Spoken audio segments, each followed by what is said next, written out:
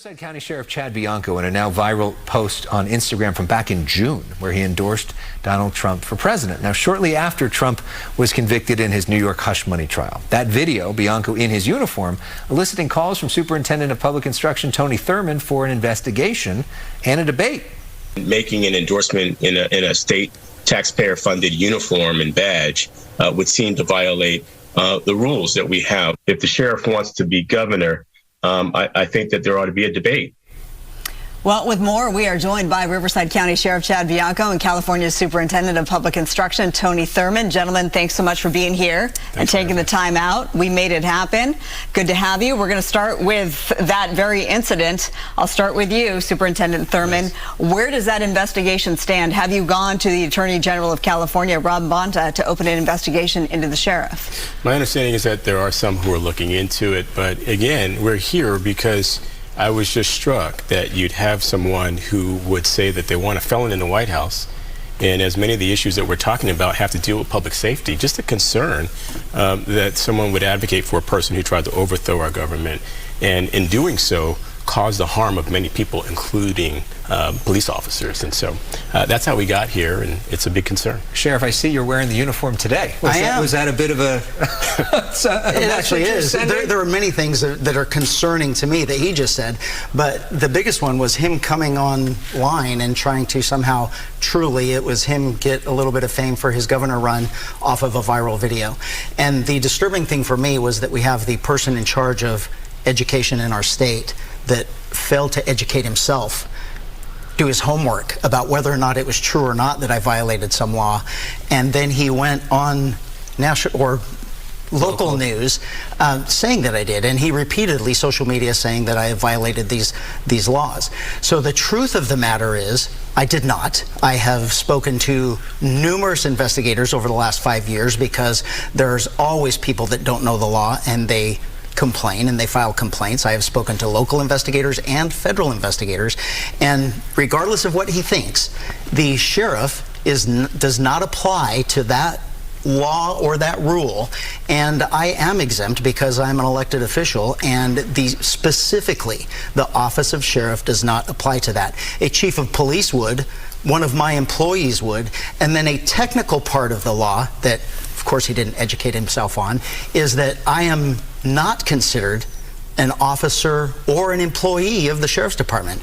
I am the elected sheriff of Riverside County, and I am separate from the employees of the organization. If I could, thoughts on that? If I could, and the fact that he's wearing the uniform today. Again, anyone can make a mistake, but when the sheriff doubled down as an elected official to say that it's his badge, his uniform, he can do with it what he wants, I think it's disrespectful to the people who elect us. There are rules. It's not about whether or not you're elected or you're a rank and file officer. There are clearly established rules that say that public officials, elected officials, don't engage in politics when we are on the clock, when we are working. And that's all we were saying. There are no laws that say that. And the fact that we're sitting here talking about things that are not true, and now I have told everyone, including yourself, that you are completely wrong. You have accused me of committing a crime multiple times on television and your social media. Anytime you want to fix it and apologize, I'll wait. There is no open investigation into the sheriff. My office doesn't have the power to do an investigation. We're reaching out to state agencies that can. And this is not the first time that this has happened. There's been a LA County sheriff who did the same thing, made a political endorsement in uniform, and he took it back. And you doubled down on it, and that just says a lot about there are things like the Hatch Act and other things where you're not supposed to do official work. So I will let people bury themselves as much as they want, and when it keeps getting worse and worse and worse, then I'll show you the letters. I guarantee you if he complained, which I think he did, they won't tell me, they block out the address, but he got the same letter that they send me and say this is what we gave them, and it explains that the office of sheriff is different. Let's talk about public safety, which you know a lot about. You do too as well, of course, but you as sheriff, you're very much against Prop 47. There is a ballot on the upcoming election in November to amend Prop 47, which for our viewers, a little refresher, that this reclassifies non-violent crimes from felonies to misdemeanors. And on the ballot this November will be Prop 36, which is the amendment to Prop 47. Right. Why is this the answer in your belief, to solving the crime public safety issue? This isn't the end-all answer, but we know from a public safety standpoint, and really the voters know, 80% of the population of California knows that Prop 47 has been the beginning of the end. Really was AB 109, but Prop 47 then started the ball rolling. The beginning of the end for public safety in California, whether you're talking about homeless, whether you're talking about drugs, whether you're talking about theft, all of those things drastically increased, and you can look and see the drastic increase since 47. Everyone knows what those consequences were going to be. We told the legislature what those consequences were going to be, and we've tried to get it fixed. We know now that we were 100% lied to by our state government, specifically our Attorney General, who happens to be the person he's endorsing for president now, and we were sold a bill of goods with the Safe Streets and Safe Schools initiative, which we know now had nothing to do with safe streets and safe schools. It was about decriminalization. It was about no accountability for criminal behavior, raising the limits of theft, no accountability for drugs. It should be a crime of what we have done with drugs and the homeless, in that we cannot get them into services now, and that was all taken away by Prop 47. So this effort to reform Prop 47, now Prop 36, has been supported by some liberal Democrats, including the mayor of San Francisco, the mayor of San Jose. Do you support it? First thing I want to say, just in correction, Sheriff, the legislature didn't pass Prop 47. The people of California did. In an overwhelming vote. But to that point, people are tired of having their cars broken into, their homes and their businesses. I myself have had 2 different times a car broken into, my daughter's car stolen. We do need accountability. And I've been on a lot of police ride-alongs. I come from a law enforcement family. I was raised by 2 police officers. My brother's retired police. And as I talk to officers, they talk about arresting the same person twice in the same night. Yes, there has to be reform. We're taking a look at Prop 36. I'm working with a lot of legislators right now as we speak to create real consequences for those who commit retail theft, to go after those rings who are helping to steal the stuff and then sell it again on eBay and other places. We need change, but just locking people up is not the solution. We need intervention programs. And as governor, I would start a campaign immediately to put 2,000 more officers on the streets of California to help keep our communities safe, and to build intervention programs to also make sure that we have a way to prevent the crime. So do you back Prop 36? I'm taking a look at it right now as we speak. You don't know yet. But I support legislation that creates more accountability for anyone who commits a crime. His entire time in the legislature was supporting criminals. His first bill was a benefit to a criminal, not the victims. Name it. You gave more credits, time credits for credit time served, so they didn't have to pay court-imposed fines and costs. That was your first bill. You did it. Are you going to deny it? You missed it. Are you going to deny it? Let him answer. He repeatedly voted for soft on crime policies. He voted for the sanctuary state law. He voted to remove the enhancements, the automatic enhancements for repeat criminals. He voted to remove the enhancements for criminals convicted of gun crimes, while wanting to make law-abiding gun owners criminals. Go ahead and respond. I appreciate the opportunity to speak. What is your vision for public safety? As I've said, I'll put 2,000 officers on the street. I'm working right now in real time with legislators to create more consequences and accountability for anyone who commits a crime, whether it be retail theft or anything. In my experience as an elected official, I've done more to help reduce violent crimes in the cities that I've represented, by building strong programs, working with law enforcement. What's your vision? I think you just made that whole thing up. But my record is clear. I've spent 31 years in law enforcement, on the front lines of law enforcement, trying to keep people safe, arresting the same people over and over, while the people in Sacramento, repeatedly voted for soft on crime policies, making us less safe, more rights and benefits to criminals than actual victims. How do you respond to that, Superintendent? I mean, what he's saying is that in the past, your proposals were soft on crime. How do you respond to that? You're talking about the future, but in terms of your past voting record. I disagree with the blatant mischaracterizations that the sheriff is making. It sounds like you're making this personal. I asked you what your vision was for keeping our state safe. I haven't heard you say that. You're looking for ways to attack my record that speaks for itself. Yes, I led programs that are record proven in the country for reducing violent crime in our communities, and I will continue to do that here in our state. Let me ask you, you have made the official announcement to run for governor in 2026. That's correct. Why haven't you taken the time to formulate an opinion about Prop 36, because it is such a controversial and important ballot in November? It's a very new measure that I'm taking a look at. Ultimately, the voters will decide if they're going to pass it or not. I've spent the last several weeks working on measures that I think are important to this state, including how do we give immediate consequences to those who commit crimes. Those bills are going to be passed any day now, and I've been working on that, as well as building programs to support some of our important needs in the state. Just yesterday, we launched a new campaign that's going to allow us to build 2 million more housing units in the state. I'm working on addressing homelessness and of course, crime and safety issues in the state. And so that's where I put my And these priority. are housing units on public land, right? With School districts. School district plan, which is a whole nother Well, we're going to talk boondoggle about in itself. education in our next break. So our conversation have a housing with plan, Sheriff? Superintendent Thurman and Sheriff I have Bianco. an education plan. It like will to hear it. continue. We'll talk Let's sneak education in a break. when we come back. Stay with us. And welcome back to Fox 7 News at 6. I'm Alex Michelson. And I'm Marla Tejas. Now back to our special debate. We turn to the issue of education. Earlier this month, as we reported right here on Fox 11, Governor Gavin Newsom signed Assembly Bill 1955. The controversial bill prohibits California school districts from notifying parents about a student's desire to change sexual orientation or gender identity. Proponents say the law protects LGBTQ plus students. Opponents, who have already filed a lawsuit challenging the law, say it violates the rights of parents. Now back to our special debate between California Superintendent of Public Instruction Tony Thurman and Riverside County Sheriff Chad Bianco. So, Mr. Superintendent, since this is your purview, let's start with you.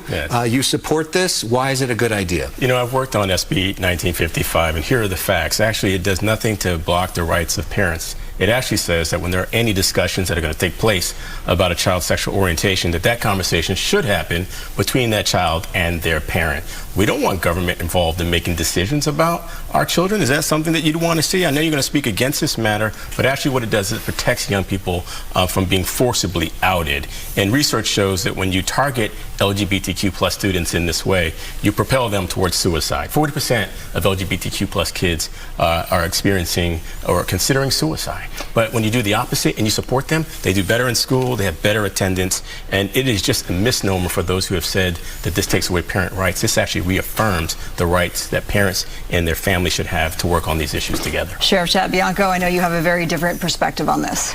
Yes, I mean, since he took over this position, talking about mental health, 70% increase in mental health issues in high school, or I mean in school-aged children. So there's a huge problem there. And the good thing about talking to a cop, especially a leader of a law enforcement agency, is you absolutely have to get the truth from me. It is impossible for me, unless I want to be fired and removed, for lying. I can't lie as a cop. There's only one of us here that can do that. This bill is absolutely horrible. This bill is absolutely horrible, and it certainly takes away the rights of teachers to inform parents. And what it does is it prevents school districts from having their own rules and laws of saying that teachers will notify parents or that a teacher can notify a parent. This took away that ability for schools to do that in the event we come up with a policy that says you can no longer talk to the students. This is an end-around, ridiculous law that as a parent and as a grandparent, absolutely horrible, that there is no parent in the state that supports this. His point is that students could be forcibly outed to parents who may not be ready for that, and that they could commit suicide as a result. You say what? We can ifs forever. If we're talking about something that could happen, so we're going to pass a law and we're going to make some policy, that's not the role of government, not even close to the role of government. Is it the role of government to interfere in the lives of families and their children and to tell them what they should and shouldn't do? You just did that by passing 1955. Do you agree or disagree? I just said that government should not be involved in the lives of our families and that this is a decision that should get made between parents and their children. Do you agree or disagree? You're absolutely right, which is why government should stay out of it. And that's why I support this bill, because it keeps government out of it. By putting government in it keeps teachers teaching, which is their job. We've heard from a lot of parents that say this really just muddies the water when it comes to my parental rights. When I drop my kid off at school, whatever that they choose to tell their teacher, that should be relayed to me. so that is their right as a parent. And you say?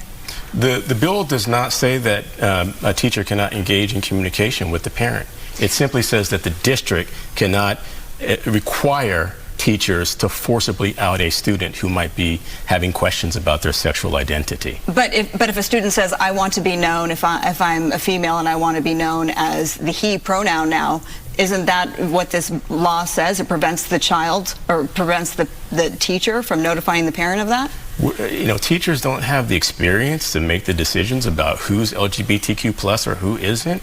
You know, at what point do we expect teachers to start doing investigations about what students? We bring teachers in to help them support our kids to learn. And all this bill says is that when it comes to someone's sexual orientation, that's a personal matter that should be worked out between them and their family. But there's so many other issues, like even a permission slip for a field trip you have to get a parent for, so why wouldn't this go to your parent? Where would parents start? Would they call every time they heard a child use a pronoun? That doesn't mean anything about their sexual orientation.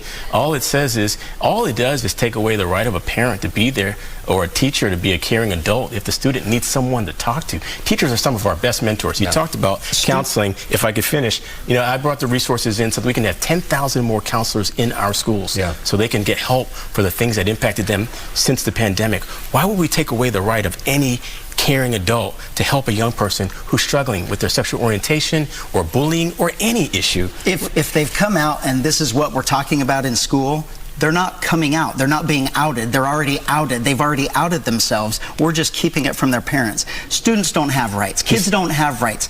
I was responsible for my kids. My kids didn't have rights. From a law enforcement perspective. Kids have rights, really?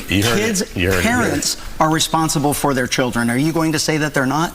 Well, I think it's both, right? No? Well, it depends so I probably misspoke and said, yes, they certainly have rights. They are U.S. citizens. They are humans. They have rights. But parents are responsible for their children. In that they are their legal guardians. We don't allow an 11-year-old to decide that he's going to be a dog and act like a dog all day long without the teacher saying, I think we have a problem with your child and their pronouns and what they believe, and you have a right to know what's happening with your child. I think we just heard a dangerous policy in how you view young people, that they don't have any rights, in comparing them to dogs. Most of the kids who've been forcibly outed, because they've called me and they've asked me to come to their schools, they have not outed themselves, but someone has decided that they should be outed. Again, that goes against their well-being and their support. And I think it's a reckless policy, and if you're going to be governor of the state, I think it would be very reckless. We could keep talking about this forever, but let's go just more broadly in terms of education. Obviously, during the pandemic, we had learning loss. We had a lot of parents that were frustrated that kids didn't come back to school earlier. We had the longest school closures in the nation. So going forward, what is the plan in terms of ameliorating some of that learning loss and improving California schools? There's no question our students, like adults, were impacted by the pandemic and mental health, and they're dealing with learning gaps that actually existed before the pandemic and got worse. Our state is better positioned than any others to help our kids bounce back. We're giving them extra tutoring, longer school time. We are spending $1 billion a year in arts education, which addresses many things, including our students' academics, reading coaches and specialists to make sure that our kids learn to read by 3rd grade. And we're working to make sure that we get 10,000 more mental health clinicians in our schools to help our kids. We're getting them free meals. You know, we spent $900 million, we fed 900 million families during the pandemic. You said that our schools were closed longer. We actually took the action to make sure that our schools could open safely so that people could be in school safe from COVID, so they could be learning. We got 1 million computers for our students. I worked on getting $8 billion for broadband to make sure our students can learn. Our schools closed and our kids didn't even have computers. And so I dug in there to make sure that we would get these resources for our kids. I hear you making, blame and platitudes, but I'm very interested if you have a real vision for serving the students of our state, because they need a great deal. Let me interject and say that we have less than a minute. Sheriff, you have hinted at a run for governor in 2026. Are you ready to make that announcement tonight? No, I'm the sheriff of Riverside County, and for the next several months, my goal is to make sure that Prop 36 is passed and not lied to the public. Apparently, he doesn't know either. But the public has to know that Prop 36 must be passed, and I've read what the Attorney General has now put out in the ballot for the descriptions, it's another lie. It's another Prop 47. We need to combat this. Maybe 30 seconds on education. Your thought on what he just said. Well, historically, he has been a social worker, not an educator.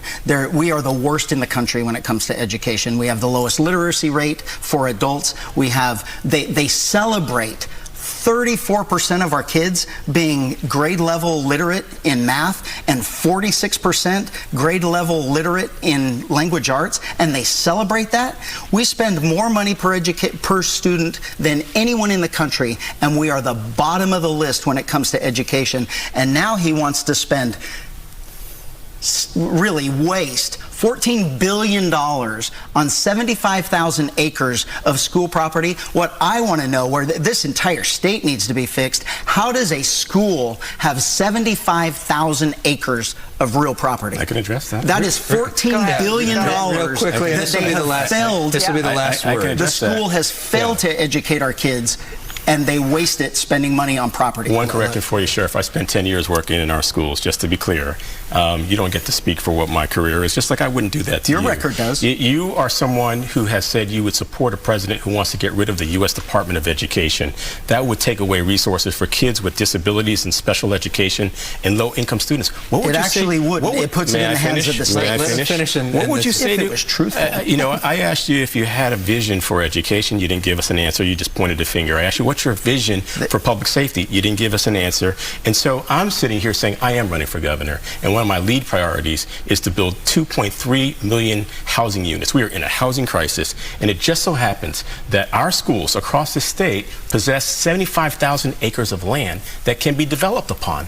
And schools have done this. They can use surplus property to build for their teachers and classified staff who cannot afford to live where they work. This is a significant opportunity for California communities, and I'm going to help lead it, and I'm going to help lead this state to address housing and homelessness and great paying jobs for Superintendent Californians. Tony Thurmond, we thank you so much. you. Riverside County Sheriff Chad Bianco, thank you both for being here and taking the time out to do this. And Thank not you. everybody goes out of the echo chambers Yeah. and has an actual conversation. debate. So thank you very much, and we need more of that. So thanks for being here. We'll be right back.